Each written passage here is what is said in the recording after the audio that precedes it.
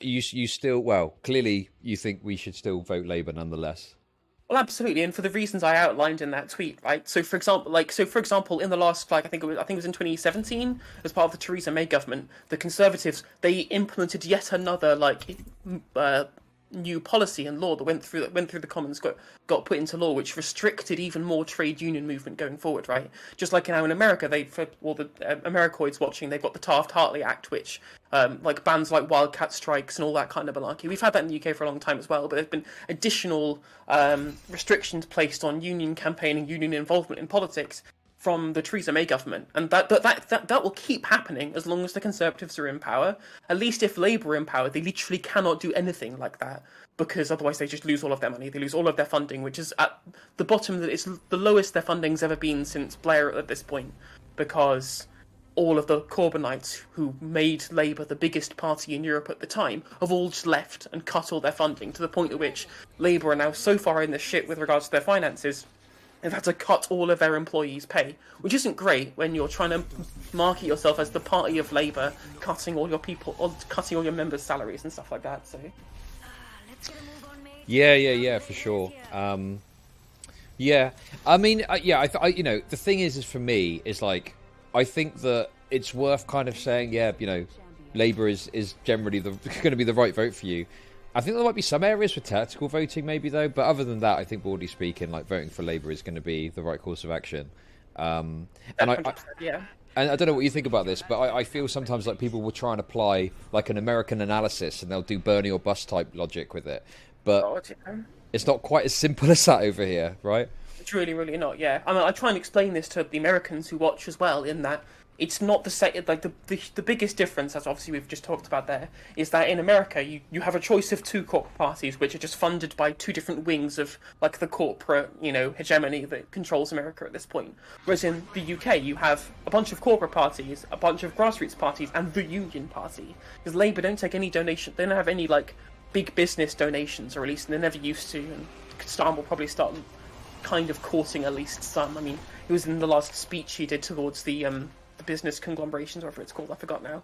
Essentially saying that he was going to try and market himself as being a pro-business Labour Party leader, which doesn't make any fucking sense. But be that as it may, the fact that the lion's share of the Labour Party funding comes from either union contributions, because there's a union committee that sits as part of the Labour Party movement as a whole. So they have input on policy making within Labour as well. So it's not just as something as they just give Labour money and then Labour do what they want with it. Like the unions will input what they would like to see on the ledger with regards to Labour Party policy too. So they're super involved. There's more than just funding and things like that. So it's not like in America where essentially you just get paid lip service to the union movement by a corporate party. It's a party that is beholden to the needs of what the unions would want.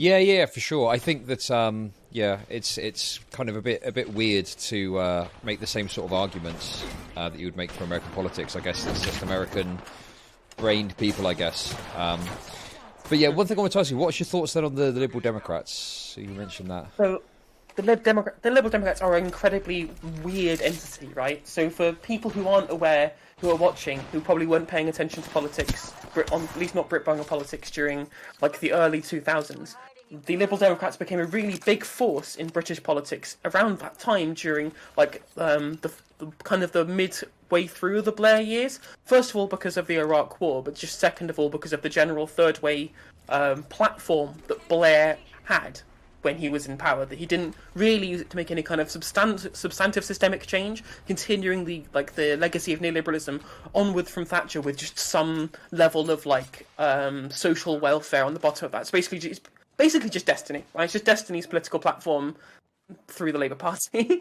To speak to that, there's plenty of people on political Twitter who call themselves social democrats, but they're just Blairites. They just believe in the third way. But that's a story for another time. But during this part of the political process, the Liberal Democrats, however, because they're a merger of the Liberal Party with the Social Democratic Party in the late 80s, early 90s, I believe it was, because I know my dad stood as a Social Democrat Party councillor. So they always had a pretty kind of reasonably left-leaning platform, even if it wasn't like leftist or whatever. And that was very much espoused in the early 2000s by their leader, Charles Kennedy. is he opposed the Iraq War and he was attacking Blair from the left. But then that all changed around in once post Ming Campbell, when you look at the 2010s with Nick Clegg and from the coalition government, where they realised as Labour started being a little bit more left-leaning post-Blair, they realised that their political niche was being the midway point between the Labour and the Conservatives. They switched to an incredibly neoliberal platform to try and have that as an in within the British political system. Now, that didn't really kind of play well with a lot of their party's base at the time, so they lost all of their support after the coalition government with the Conservatives, which basically destroyed their reputation. There was a big thing about student fees that they said they promised not to vote for, and they did vote for. So the position that they have now is attacking the Conservatives from a progressive social standpoint, whilst being a neoliberal party. But we both know voters don't really take that much stock in the policy platform of these parties. They mostly just vote based on vibes at this point. Yeah, so what they'll do is they will target specific swing seats where Labour were never going to win, because people in rural areas in the UK just do not vote Labour at all. They just think it's for like city-dwelling oiks at this point, basically.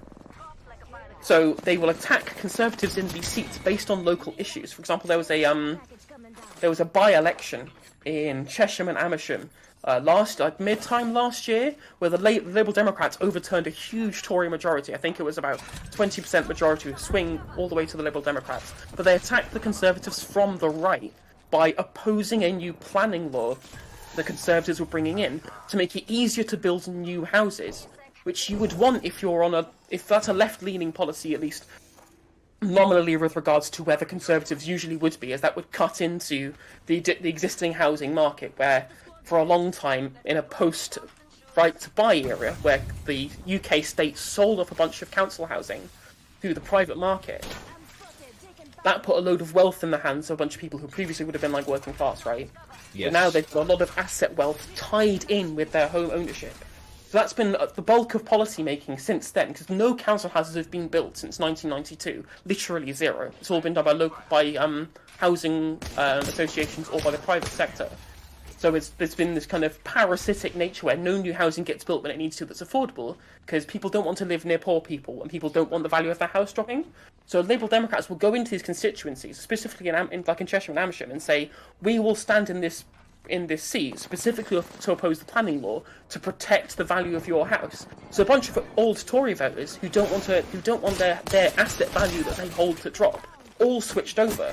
So this party that used to be social democratic but is now very neoliberal is siphoning off a bunch of Conservative votes in these rural seats or from a right-leaning platform. So they're in a really weird position. So I do not think that it is worth, at this point, tactically voting for the Liberal Democrats anymore to beat the Conservatives, where we used to do it all the time. Like I've always been a proponent until now.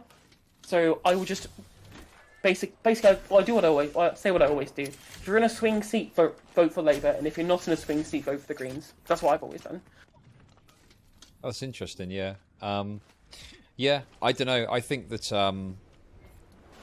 the coalition government was kind of like for a long time like the most power the Lib Dems had in British politics. Sorry, I just died. I was a bit distracted. It's the most power they had in British politics, but it was also in many ways their undoing, because because of their. I think the biggest thing probably was their decision around tuition fees. Like literally the inverse of what they said was so damaging to their reputation. And while some old boomers might not care about it, I think as time goes on, as that older voter base dies out, and students now that become more regular voters, they're probably not going to forget that soon, 100%, 100%. I actually have, unlike a lot of people, I have a lot of hope for the future of British politics, as essentially there's a whole generation of millennials and Zoomers that have just realised that they've just been completely fucked forever. Because, I hate to be just like a single issue political pundit, but it all stems back to right to buy. It all stems back to this rigging of the housing market. Because what's going to happen when all of these older people, which are now going to have to pay for their own social care a lot of the time, are forced to sell their house? It's not going to get sold to some millennial who's struggling to be able to get on the housing ladder. It's just going to get swallowed up by some private equity firm Millennials and Zoomers are never going to build their own wealth because there's not enough council housing for them to be able to save up enough money to be able to get on the housing ladder. And the most important thing about the council housing is to be able to undercut the private housing market to keep rents down, which just doesn't happen anymore. It was only in 2011 the amount of private rentals in the UK outstripped the number of council rentals. It took till 2011, despite the fact that none were built within for 19 years previous. It's pretty wild that. So, in that sense, as all of the kind of social democratic institutions have been eaten away over the years, and that's been completely removed from any access by anyone from the millennial generations and below. These people are incredibly, incredibly resentful of older generations, and rightly so. And so where we usually used to see people get more conservative as they get older, that's just not going to happen because they've not got any wealth to make them more conservative moving forward. They're never going to generate that asset wealth that's made people become more right-leaning as they've got older. Now everything's all rentier economy, pay subscription fees, you'll own nothing, etc. Yeah, definitely. That is like.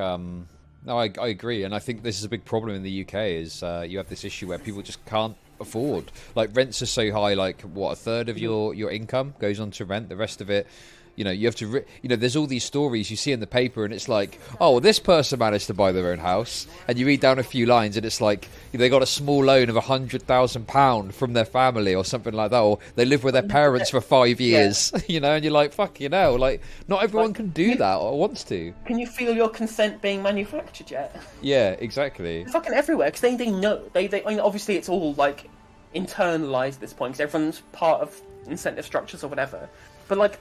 They must surely know that everyone understands how fucked the housing market is.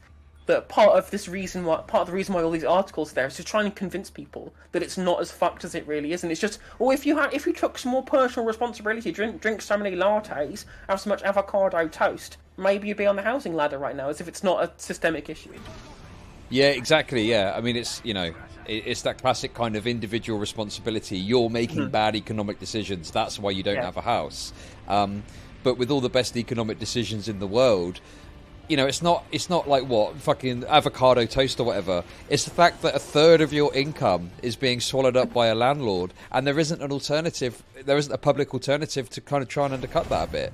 I grew up in a council house, a rented council house, and the thing is like I spoke to my mum about it, obviously, and she said, yeah, it was good. Like you had a good level of service. People would come out and repair things. It was all kind of done by the government, etc. But now, like that's all been stripped away. And if you actually look now at a lot of these like council properties that still exist, they're in a terrible fucking state of repair. And they don't have the resources, and they don't have the funding to resolve issues. So often people are pushed out of council houses because of like the condition that they're in and stuff. Do you know what I mean? Well, it's deliberate. It's deliberate underfunding to justify the privatisation, to justify the sell-off. It's just like the NHS. And it's incredibly sad. Like I just bought an ex-council house myself, and it's still in great nick. And the good thing about them is that they were all built because they were all built by local authorities. They were all built to specific standards, right? Yeah. Whereas you look at the cladding scandal with Grenfell and all that kind of stuff. It's all private builds. It's all private builds on these huge tower blocks. We all now have all these cladding removed or part of like leasehold contracts or whatever. You just can't trust the private sector. You just can't trust them to do it, and you can't trust them to build any more housing because it would undercut their bottom line annual as a capital class by making the market more competitive than it needs to be. The other thing as well, this is more of a personal thing, but I feel like like you go into like council house areas, and there's like the way they're built and the way the community is like. It lends itself to building this sense of community in some ways. But like some of the new builds are kind of very soulless, they're very soulless and very like by the numbers. And I don't know, it just doesn't have the same feeling. Like some of these new build areas, it's almost like they're set up to contribute to like alienation. And contribute to this lack of cohesive community that you did have. Like I remember when I was a kid, like there was absolutely a sense of community that existed in like a council area that you just don't really get with like new builds, and certainly not with like rented properties, houses of multiple occupancy, stuff like that. Oh god, HMOs. I fucking despise HMOs, and they're all. I don't know if you've been on like landlord TikTok at all, but it's everywhere. It's like, well, I bought this house that's meant for a family, and I split it up into these tiny little rooms for students to live in. I'm just like, this is hell. I'm in hell right now. Yeah, yeah. You know, I've lived in a like a couple of house of multiple occupancies, and yeah, like they always like I was fortunate with one that I had other people that were cool that were there, but the one I'm living in at the moment, like we're all in our rooms all the time, and like thankfully I do shit online and stuff, but if I didn't, fuck, it would be miserable. Yeah, 100%, 100%. But yeah, It's gonna make another point. I forgot. no, it's all good. So yeah, so you think Labour's the right way to go? That kind of makes sense to me. I don't see any reason why you wouldn't want to try and get Labour into office, even with the problems. What are your thoughts on Keir Starmer and kind of like what he's done? Well, it's frustrating, right? So he did a big speech. He keeps doing these things where he'll just have like a organised press conference where he basically tries to relaunch the Labour Party over and over again and basically say nothing of substance.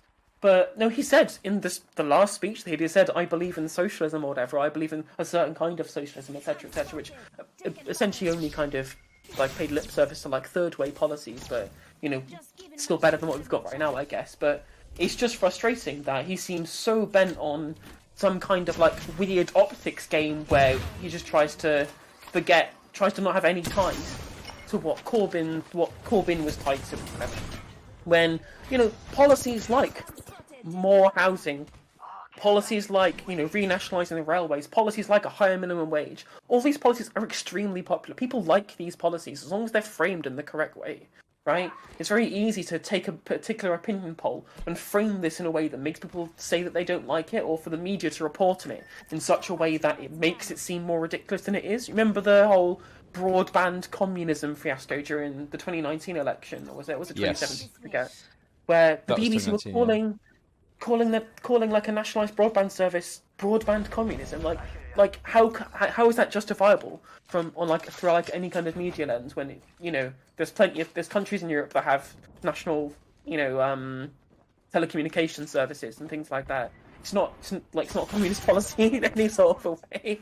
No, of course, it's absolutely no, exactly. It's crazy, and you know, it's rooted in this concept of you know, call it communism, paint it red. I mean, look at what happened with Corbyn and their constant efforts to paint him as, you know, this kind of Mao sympathising, the Mao bicycle, communist sympathiser, and all this kind of stuff. You know, and what he was actually proposing was just social democracy. You know, fairly straightforward social democracy. Fairly social democracy, yeah. I mean, yeah. The big issue is that what probably did happen is a lot of the media institutions were more in tune with the actual policy platforms. So I don't know if you've watched the Loner Box video on worker co-ops or whatever, and there was actually an inclusive ownership policy model in the Labour manifesto that said that for certain companies over a certain size, they would be forced by the government to move shares into their workforce. Probably why a lot of the big media institutions had such a barrier against him, but they didn't tell anybody. Nobody reported on this. I didn't know until I watched the Loner Box video, and I'm someone who's heavily involved in politics, right? So people don't know about these policy platforms because they're too busy the media are too busy framing the certain policies that they can frame as being bad through that lens towards the public, right? Yeah, definitely. What do you think? Because I've heard this talking point recently. I can't remember who said it, but someone said that what Labour need to do is go back to New Labour style Labour policies and concepts, and that would be the way that Labour can win power at the next election. I think the paradigms have shifted, right? A lot of boomers and people like that, they don't realise the paradigms change. They still think they're living in the 80s and 90s, and that the world and the way the economy functions is like massively different to the way that it did in those days, right? Like, even if you just look at the difference between like CEO pay based on worker pay as a percentage, or you look at the amount of different parts of the economy that are contained under individual corporations, or the way in which media shapes the way we view the world, or the way in which that new media has changed how certain areas of the market could work entirely. Or, for example, as we were talking before, the way in which the housing market works, which is, again, stratospherically different now to what it was 30 years ago. Because a lot of these problems were things that were set in motion by policy making in the 80s and 90s, but only really coming home to roost just now. And in a post-crash economy, people realise things are wrong. It's why the whole woke culture war stuff is so powerful as a message and so good at getting people back involved with politics, because people there needs to be some kind of reason as to why things are going badly. It's just why Make America Great Again was a really good slogan, because it tapped into people's disaffection with the current economic paradigm, or the current general paradigm, right? It focused people's anger in the wrong direction, which is why I think that just saying, well, continue doing neoliberalism but with a red coat of paint on it is just not going to cut it.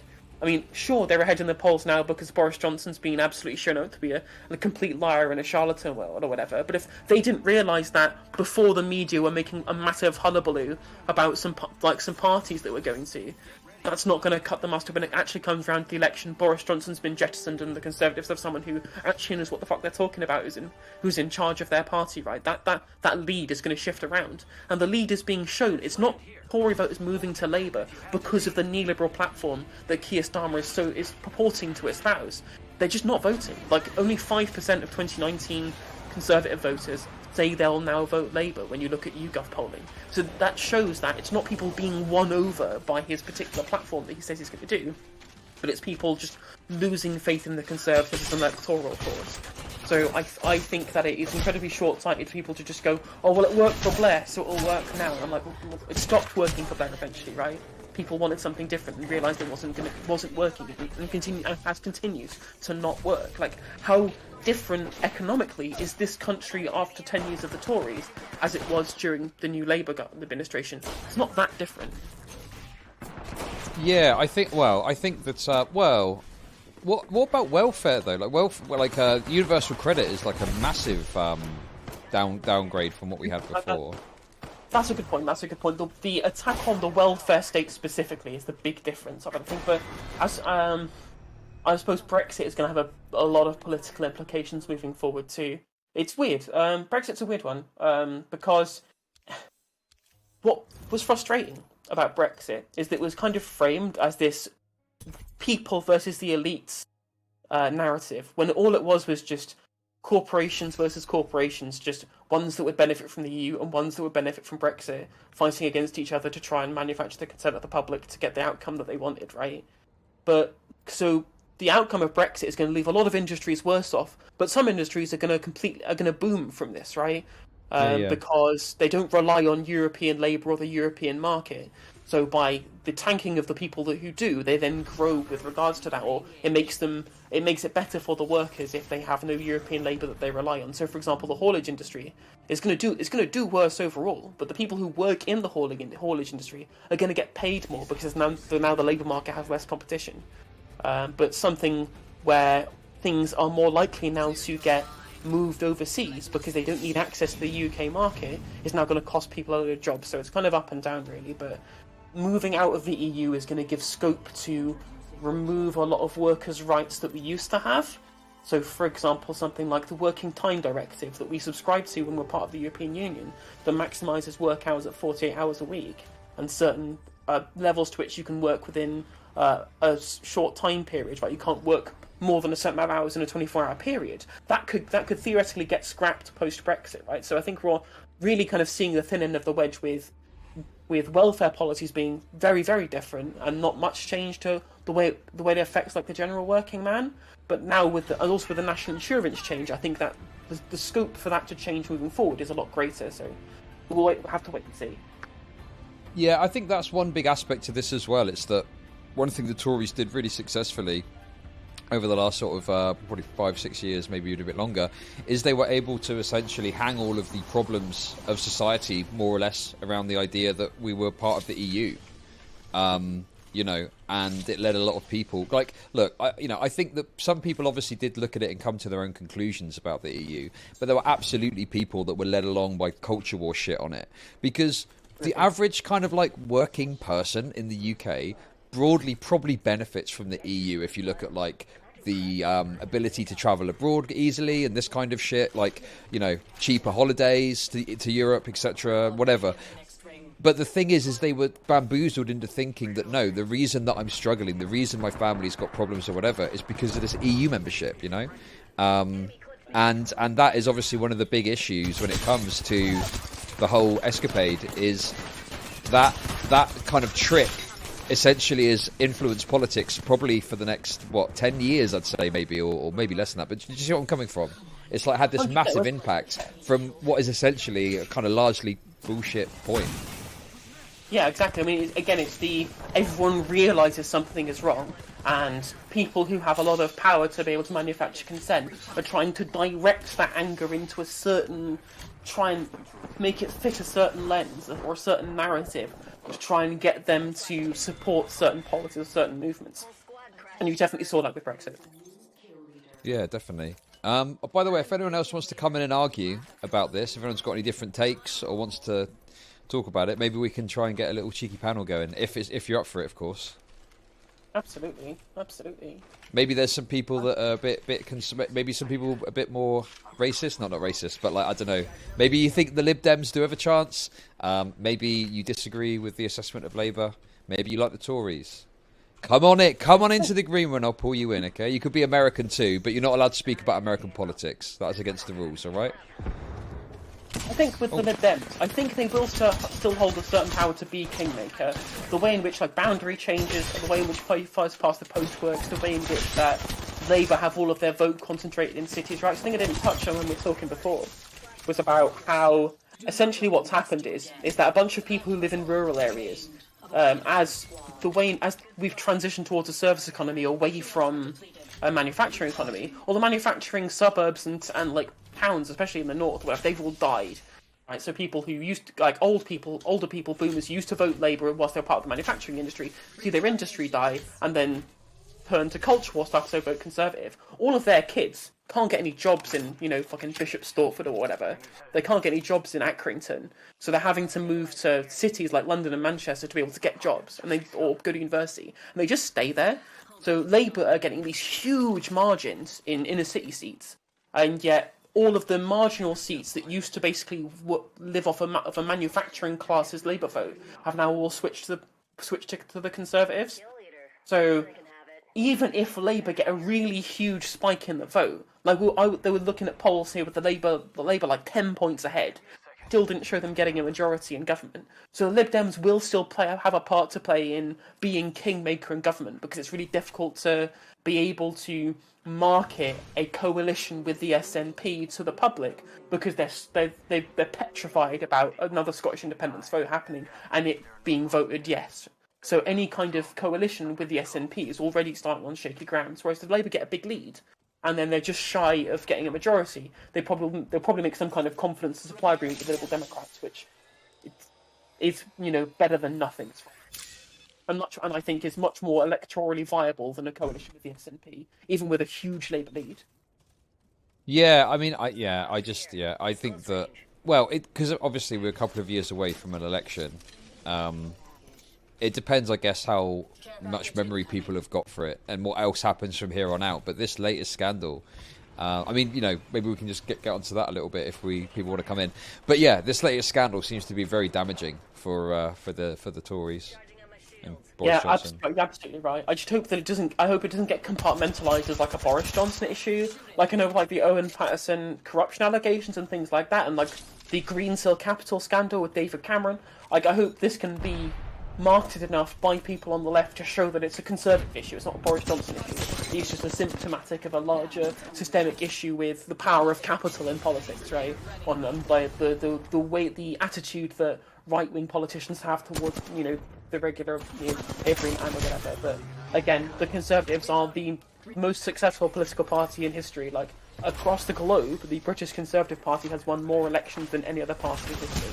So it's an uphill battle against them. Let's say that they're really good at being able to use their power to be able to construct a narrative that makes them electorally viable. So I don't know. Depends how long it stays in people's minds. Depends what the media do.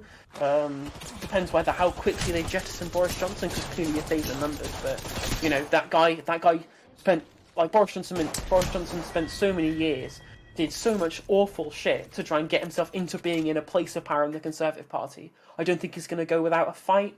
Did you hear the story about him conspiring to beat up a journalist? No, what was this? Yeah, he was. I don't think he was the person who tried to instigate it. He was definitely part of a conspiracy ring for people to try and beat up a journalist into silence. Eddie Mair challenged him on it on Politics AM. I think it was about 6 years or so ago. It's pretty wild. He also fabricated things but literally just made up quotes and published them in The Spectator, I think it was. So he stepped on his own party members, on his own colleagues within the Conservative Party as well, to get where he is today. He's a real fucking conniving piece of shit, that man. He's done some awful shit to get to where he is today, and I don't think he would burn so many bridges and burn his own self-image this far to just relinquish power as the Prime Minister just like that because of a couple of scandals. So he's done worse than have a party. And that's the worst part. That's the worst bit. Is all those dead people from COVID, all those dead people because of austerity, all of that kind of malarkey. Everyone was fine with that, not an issue. Goes to an illegal rave. Whoa, that's my limit. I can excuse all the dead people, but let him not go to an illegal party. My God, that's the British public. Yeah, I think that that I don't know how to put this in a nice way. There's a level of self-interest, obviously, with this stuff, right? So I think if there's some sort of overarching broad political scandal, involving some sort of level of politicians being in the pockets of big business or something, they don't really care about shit like that. But if it's as simple as they had to follow rules that politicians didn't follow, that's going to piss people off, and that's the sort of thing that's going to get people riled up, and that's the sort of thing that's going to get people, remembering that stuff probably at the ballot box. Well, hopefully anyway. But I mean, who knows? Really. You've talked about it on stream before. Remember when we were talking about how public opinion shifted against Tories in the 90s because they had their back to basics policy about social conservatism, and then in their own time they were asphyxie wanking themselves to death. So. yeah, exactly. Yeah, that's very true. Milligan, wasn't it? But yeah, I think that that's a very good point. And they hypocrisy. They hate hypocrisy. And that's something the British public don't seem to forget, I feel. So yeah, I think it would be interesting to see what impact it does have, if any. But yeah, it could mean that Keir Starmer... I mean, this is all going to work in Keir Starmer's favour no matter what, I think. True. But then again, if the British public hate hypocrisy, you're right. Why would they vote for somebody who set up a bunch of pledges as to what he would be as the opposition candidate and what he would do when he was in government, and then proceed to break literally every single pledge as the opposition leader? It's going to be difficult to trust that person. Yeah, I mean, I guess the thing is for me is I kind of look at it and I think, because I don't like Keir Starmer, right? Keir Starmer bad or whatever.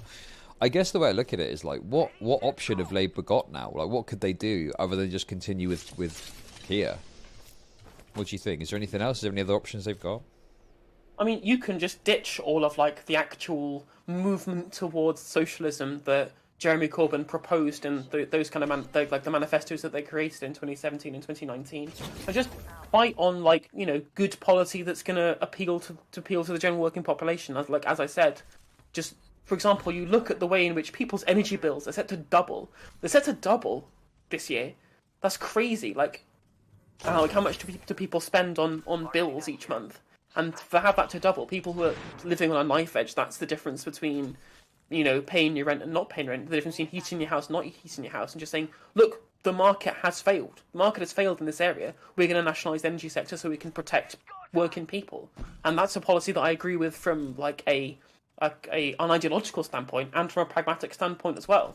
And you can forget free broadband and things that sound good and make sense from an ideological standpoint, and just move to the key policies that affect people's general lives on a pragmatic level that still subscribe to what we believe in as socialists, but aren't things that can be construed by the way it is looked at by the voting the voting electorate as being quote unquote lefty nonsense or whatever. You just go, look, the market has failed. Everyone's bills are rising. We're going to fix that.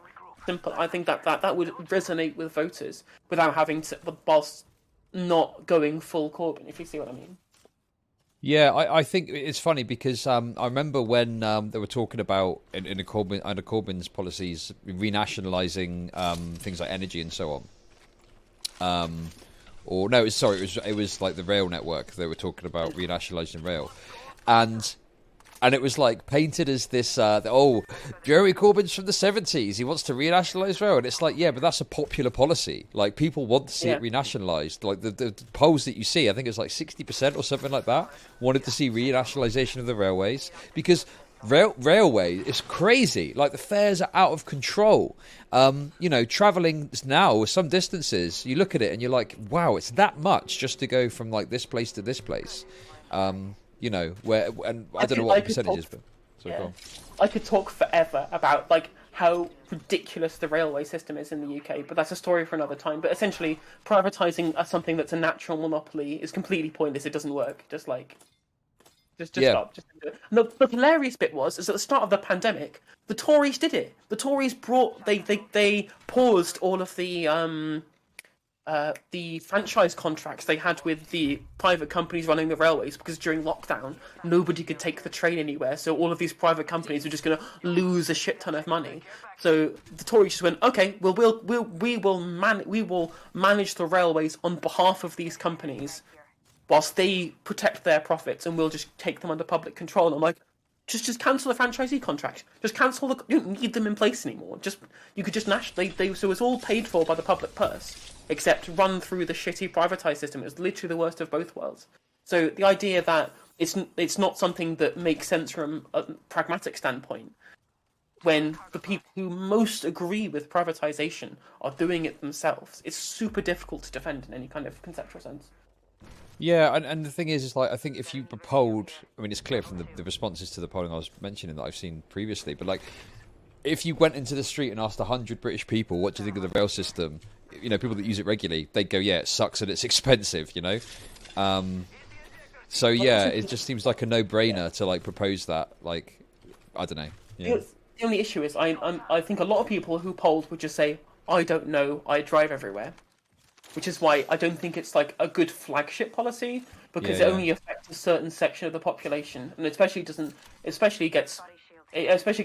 frustrates people who drive, because they go, well, that means that my taxes are paying for people who want to get the railway everywhere, right? Because people are super fucking selfish in this country. They don't like anything that they're not going to personally benefit from. Whereas everybody has to pay energy bills. Yeah, no one gets away without heating their house. So I think looking at the energy sector and the specific market failure that's led to huge amounts of these companies literally going bust overnight, like this market failure is something that you can pounce on and say, well, these energy companies are collapsing. Everybody's bills that are going up because of that. And then you can use that to be able to counteract the neoliberal narrative, right? Because the issue that we have at the moment is that when you are going on a neoliberal policy and you say, oh, well, markets are good, free markets are good, government intervention is bad, but we'll do a little bit of it because that's what our members like. All that does is that gives credence to the conservative narrative. If you're saying that neoliberalism is good apart from in these situations, then the party that says, well, if you're saying that neoliberalism is good, let's do more of it, is going to have their point of view venerated by what you're saying. Whereas if you need to create a contradictory narrative and say that, well, we've seen markets lead to monopolisation in the tech sector, it leads to companies going bust and bills doubling in the energy sector, it leads to a ridiculous system in which train companies have to pay each other to use each other's stations in the railway sector, and which doesn't lead to dropped prices at all. You can then do that and say, well, neoliberal policy has failed and we need an alternative, which I think is much better at getting people who are politically unmotivated out to the polls, which is what you really need. Because we've seen from what's happened in the recent polling that Conservatives aren't being pulled over, they're just being made apathetic. The way to actually win an election from a left-wing perspective is to get more people out to the polls, because in both the UK and the US, higher voter turnout leads to a more likely left-wing government. Or at least nominally left-wing. Right, soy latte. I don't know. I mean, It's those liberals trying to get the windmills, and it's a free market, but it's all the green energy that causes the price jumps, right? No, it's... I'm trying to character. What do you think about it? Yes, good. What is the character? Explain it to me. It's a Tory saying that green energy is bad. Oh, okay. No, I like it. It's good. Yeah. So, what do you think? Do you agree? Do you disagree? What's the deal? Largely, it is. Largely, you're correct. I think no justice, but I think the problem is that we're going to see conservatives use. We're going to see them use identity politics. We're going to see them